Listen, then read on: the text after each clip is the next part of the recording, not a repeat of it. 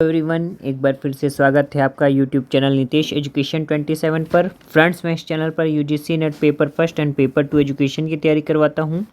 साथ ही साथ all over India PhD admissions and all type of teaching vacancies like professor, associate professor, assistant professor. साथ ही साथ NTA UGC net से related किसी प्रकार के रेगुलर अपडेट्स आप लोगों को देता रहता हूँ। तो मेक श्योर आप लोग चैनल को जरूर सब्सक्राइब, लाइक एंड शेयर कर लीजिए। स्टार्ट करते हैं। तो स्टूडेंट्स, आज हम लोग डिस्कस करेंगे देशबंधु कॉलेज में असिस्टेंट प्रोफेसर की वेरियस पोस्ट पर मल्टीपल डिसिप्लिन्स में वैकेंसीज़ आई हैं और लगभग 132 से भी ज़्यादा पोस्ट के लिए वैकेंसीज़ आई हैं। तो काफ़ी अच्छी वैकेंसीज़ हैं। तो इसी के बारे में हम लोग डिस्कस करेंगे, कैसे फॉर्म को भरना है और क्या क्राइटेरिया है, बेसिक एलिजिबिलिटी क्या है। तो फटाफट से देख लेते हैं। तो जैसा कि आपकी स्क्रीन पर दिख रहा है, देशबंधु महाविद्यालय, सबसे पहले इसके बारे में बताना चाहता हूँ।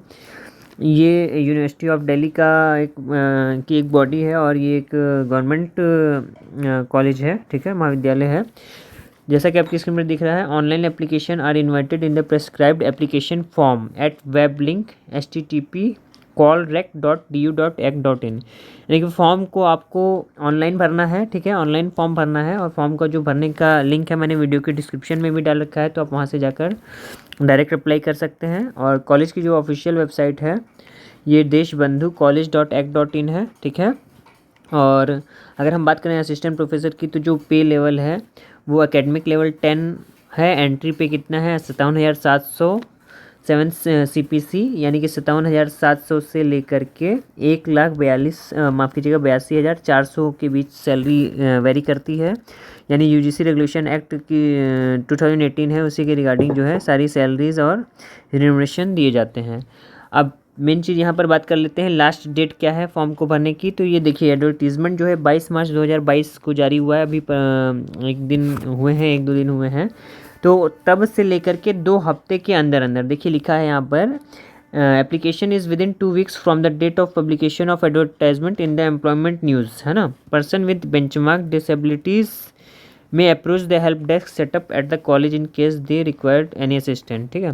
यानी कि मान लीजिए 22 तारीख को ये फॉर्म आया हुआ है, तो उसके 2 हफ्ते के भीतर, यानी मान के चलिए 15 दिन के अंदर अंदर, यानी 22 और 22/9/31, यानी कि 6 अप्रैल या 5 अप्रैल से पहले पहले आपको इस फॉर्म को भर लेना है। तो डेट जरूर, लास्ट डेट प्लीज़ याद रखिएगा। लास्ट डेट ये मान के चलिए 5 अप्रैल इसकी जो है फॉर्म को भरने की लास्ट डेट है, यानी 5 अप्रैल से पहले पहले आपको फॉर्म को भर देना है, ठीक है। बाकी अगर हम बात करें सीट्स की, बात कर लेते हैं। तो देखिए, मल्टीपल डिसिप्लिन्स, जैसे कि मैंने बताया कि लगभग 132 प्लस सीटें हैं डिफरेंट डिसिप्लिन्स में। तो जैसा कि आपकी स्क्रीन में दिख रहा है, यहाँ सीरियल नंबर दे रखा है। लगभग 19 डिसिप्लिन्स में वैकेंसीज आई हैं, ठीक है। ये डिपार्टमेंट है, यानी जिस डिसिप्लिन में वैकेंसीज आई हैं, ये टोटल वैकेंसीज हैं यहाँ पर, ठीक है। और टोटल वैकेंसीज के बाद आगे अगर बात करें तो नेचर ऑफ पोस्ट, यानी अनरिजर्व कैटेगरी में कितनी सीट अलॉटमेंट है, एससी कैटेगरी में, एसटी में, ओबीसी में, ईडब्ल्यूएस में और पीडब्ल्यूडी बीडी में जो है कितनी वैकेंसीज हैं। तो मोटा मोटा बात करें तो जैसा कि देखिए, बायोकेमिस्ट्री में पहले हम देखें तो टोटल 5 सीट्स हैं, अनरिजर्व में 3 हैं, एससी कैटेगरी के लिए 2 सीट्स है।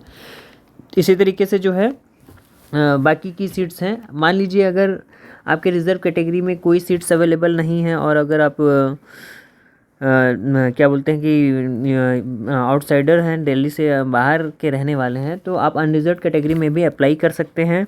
और वैसे भी आप अनरिजर्व कैटेगरी में अप्लाई कर सकते हैं, कोई समस्या नहीं है, ठीक है। तो इसी तरीके से देखिए, बॉटनी की 11 सीटें हैं, ठीक है। केमिस्ट्री 7 सीट्स, कॉमर्स की 5 सीट्स, कंप्यूटर साइंस की 3 सीट्स हैं। और इधर हम बात करें आगे इकोनॉमिक्स की, देखिए अच्छी खासी सीट्स हैं, 8 सीट्स हैं। इंग्लिश की 3 सीटें हैं। ईवीएस की देखिए 3 सीटें हैं। हिंदी की जो है 5 सीटें हैं। हिस्ट्री की अच्छी खासी सीट्स हैं, देखिए 13 सीट हिंदी की, माफ़ कीजिएगा, हिस्ट्री की है। मैथमेटिक्स की 20 सीटें हैं। फिलॉसफी की 3 सीटें हैं। फिजिकल एजुकेशन की 1 सीट है। फिजिक्स की 18 है। पॉलिटिकल साइंस की 11 सीट है। पंजाबी 1, संस्कृत 4, सिंधी 1 सीट्स हैं और जूलॉजी की 10 सीट्स हैं। इस तरीके से अगर हम बात करें जो सीट्स हैं, काफ़ी अच्छी खासी सीट्स आई हैं। और इसका जो डिटेल नोटिफिकेशन है, अगर आप वो देखना चाहते हैं तो मेरे टेलीग्राम ग्रुप नितेश एजुकेशन 27 पर जो है पूरे डिटेल नोटिफिकेशन पड़ी हुई है, तो वहाँ से जाकर आप डाउनलोड करके एक बार एक्सेस कर सकते हैं डिटेल इन्फॉर्मेशन लेने के लिए। आगे अगर हम बात करें क्वालिफिकेशन क्या है, तो देखिए क्वालिफिकेशन मोटा मोटी बात करें तो जो यूजीसी रेगुलेशन एक्ट है, जैसे कि मैंने बताया यूजीसी रेगुलेशन एक्ट 2018 के रिगार्डिंग ये भर्ती की जाएगी। और सबसे बड़ी खास बात ये है कि इसमें कोई भी एंट्रेंस एग्जामिनेशन नहीं होगा, डायरेक्ट इंटरव्यू बेस है ये वैकेंसी और परमानेंट पोस्ट है, तो काफ़ी अच्छी वैकेंसीज़ है, काफ़ी अच्छी अपॉर्चुनिटी है। तो क्वालिफिकेशन की बात करें तो असिस्टेंट प्रोफेसर के लिए क्या क्वालिफिकेशन, देखिए वही क्वालिफिकेशन है, disciplines of art, commerce, humanities, law, social science, science languages, libraries and journalism and mass communication and physical education के लिए जो क्राइटेरिया है वो यही होता है यूजीसी का। पीजी होना चाहिए आपका 55% मार्क्स के साथ, प्लस नेट क्वालिफाई होना चाहिए, ठीक है। एक तो ये क्राइटेरिया है, यानी ए, या आपके पास ए क्राइटेरिया हो यानी ए फुलफ़िल करते हो आप, या फिर आप बी यानी कि आप पीएचडी डिग्री होल्डर हों, ये एक बार इसको देख लीजिएगा। ये क्राइटेरिया है, तो ये जो बेसिक क्राइटेरिया है इसका ये है। और अगर आप रिजर्व कैटेगरी से बिलोंग करते हैं तो आपको जो भी रिलैक्सेशन है यूजीसी रेगुलेशन एक्ट के रिगार्डिंग वो आपको दिया जाएगा, ठीक है। तो यहाँ पर देखिए जैसा कि मैंने बताया, जो net shall be minimum eligibility for appointment of professor, ठीक है।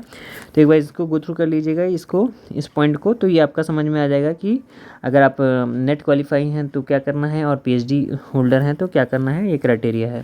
आगे अगर हम बात करें, देखिए मिनिमम 55% मार्क्स, देखिए यहाँ पर है a minimum of 55% marks in or an equivalent grade in a point scale where the grading system is followed at the master's level shall be the essential qualification for direct recruitment of teachers। यानी कि इस form को apply करने के लिए ही आपको minimum 55% marks secure करना ही होगा पीजी में, ये मस्ट कंडीशन है, ठीक है। और रिजर्वेशन कैटेगरी से आप बिलोंग करते हैं तो 5% का आपको रिलैक्सेशन दे दिया जाएगा। आगे अगर हम बात करें, देखिए यही जो मैंने बात की, a relaxation of 5% shall be allowed at bachelors as well as masters for reserve category, OBC, SC, ST, differentially abled, ये पॉइंट लिखा है यहाँ पर। इसी तरीके से रिलैक्सेशन ऑफ 5% में भी प्रोवाइडेड परसेंटेज मार्क्स में भी है, यही सारी चीज़ें, ठीक है। आगे अगर हम बात करें, देखिए यहाँ पर बाकी के जो पॉइंट्स हैं एक बार अपने स्तर से भी इसको देख लीजिएगा। आगे देखते हैं जो क्राइटेरिया है इनका शॉर्टलिस्टिंग का, guidelines for screening for appointment of post of assistant professor in college. देखिए जो क्राइटेरिया है ये मार्किंग सिस्टम है, एक बार इसको देख लीजिएगा। जैसे कि मैंने बताया अपने टेलीग्राम ग्रुप पे मैंने डाल रखा है पूरी पीडीएफ। तो यहाँ से जैसे 80% आप सिक्योर करते हैं, 80% से अबव है ग्रेजुएशन में तो 21 स्कोर किया जाएगा, पीजी में 80% से ज़्यादा है तो 25, एमफिल या एमटेक, एलएलएम, एमएड और इक्विवेलेंट है तो 60% या उससे ज़्यादा है तो 7 स्कोर दिया जाएगा, पीएचडी है तो 25, नेट विद जेआरएफ है तो 10 मार्क्स मिलेंगे, नेट है तो केवल 8, रिसर्च पब्लिकेशंस हैं आपके तो 6 मार्क्स, ठीक है। टीचिंग पोस्ट या पोस्ट डॉक्टोरल एक्सपीरियंस है टीचिंग का तो 10 मार्क्स दिए जाएंगे। इस तरीके से अवार्ड के 3 और स्टेट लेवल पर 2 जो भी है, यानी कुल मिला के 100 में से स्कोरिंग होगी। यहाँ पर देखिए दे रखा है एकेडमिक स्कोर 84, रिसर्च पब्लिकेशन के 6 और टीचिंग एक्सपीरियंस के 10। इसी तरीके से एमफिल, एमटेक, एलएलएम एक बार इसको गो थ्रू कर लीजिएगा, ठीक है। शॉर्ट लिस्टिंग का जो क्राइटेरिया है वो स्क्रीनिंग कमेटी डिसाइड करेगी किसको शॉर्ट लिस्ट करना है, यानी कि higher to lower short list किए जाएंगे, यानी सबसे हायर मार्क्स को सबसे पहले और लोअर मार्क्स उसके बाद में। और अगर आप 50% स्कोर करते हैं तो आप सेलेक्ट नहीं होंगे, क्योंकि 50 मिनिमम जो है क्राइटेरिया ही 50% से ऊपर का है, यानी आपको 50% जो है सिक्योर करने होंगे, ठीक है। आगे अगर हम बात करें इसकी इम्पोर्टेंट नोट की, तो यहाँ पर देखिए क्या है, ये सारी चीज़ें मैंने बताई दी। हाँ, एप्लीकेशन फ़ी की बात कर लेते हैं क्या है। तो देखिए फ़ी for assistant professor ₹500 for unreserved OBC EWS category, यानी कि अगर आप अनरिजर्व्ड कैटेगरी ओबीसी या ईडब्ल्यूएस कैटेगरी से बिलोंग करते हैं तो आपको ₹500 फ़ी पे करनी होगी। और आप अगर यदि आप एससी, एसटी, पीडब्ल्यूबीडी कैटेगरी से हैं या वुमेन एप्लीकेंट्स हैं तो आपको कोई भी फ़ी देने की ज़रूरत नहीं है, यानी नो फ़ी, ठीक है। और अगर आपने पहले इसको अप्लाई किया है तो उसके लिए कोई भी एप्लीकेशन फ़ी आपको दोबारा से जमा करने की ज़रूरत नहीं है, ठीक है।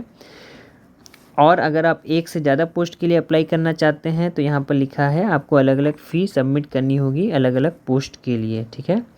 तो आगे अगर हम बात करें तो ये सारे पॉइंट्स हैं रिजर्व कैटेगरी के लिए जो रिलैक्सेशन दिया जाता है यूजीसी रेगुलेशन एक्ट 2018 के अकॉर्डिंग वो दिया जाएगा, ठीक है।